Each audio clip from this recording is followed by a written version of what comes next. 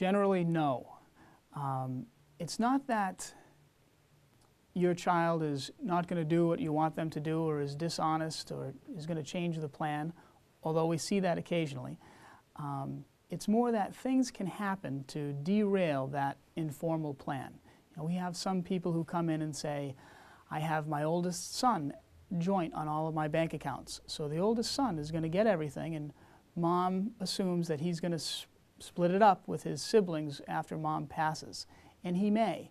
But there are things that can derail that, like if he's in a divorce, or he gets into a car accident and has a creditor, or passes, and those assets immediately go to his wife or his children through his will or estate plan, and we lose them.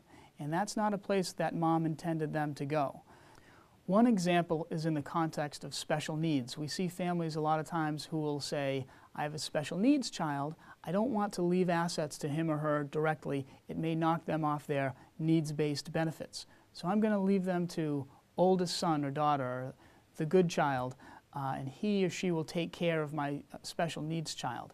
And that may work, but it may be complicated, as we've discussed. The better way to do that is to leave those assets for the special needs child in a special needs trust, and name the other child as the trustee in charge of the purse strings. That way, if something happens to the trustee, to the oldest child, let's say, if they get a divorce or a car accident or a failed business or credit card debt, or they pass away, there's a successor trustee. Someone else steps in and takes the reins, and the plan continues to make sure that they stay on their benefits and you don't need to disinherit that child.